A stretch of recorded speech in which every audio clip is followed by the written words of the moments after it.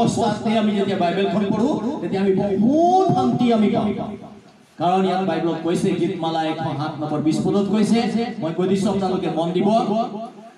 তেওঁ নিজ বাক্য পঠাই সিহঁতক সুস্থ কৰে সিহঁত ৰোগীবিলাক গীতমালা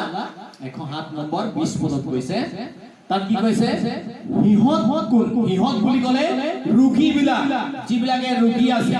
আজি আপুনি আৰু মই আমাৰ মাজত যিবিলাক ৰোগী আছো এই ৰোগীবিলাকৰ কাৰণে কোৱা হৈছে যে তেওঁ নিজ বাক্য পঠাই বাক্য পঠাইহে সুস্থ কৰে মাৰ্কে লিখা বাৰ্তা 2:2 পদত পঢ়কচোন তাতে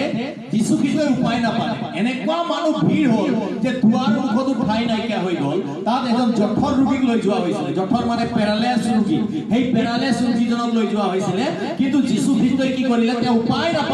নাপাই কি কৰিলে মানুহবিলাকক তেওঁ হাত ৰাখি প্ৰাৰ্থনা কৰিব নোৱাৰিলে বা হাত ৰাখিব নোৱাৰিলে ইমানে ভিৰ ঠেলা হেঁচা মানুহ কিন্তু যীশু খ্ৰীষ্টই কি কৰিলে তেওঁ বাক্য প্ৰচাৰ কৰিলে বুলি কৈছে Okay. Mark chapter 2 verses 2. Okay, read.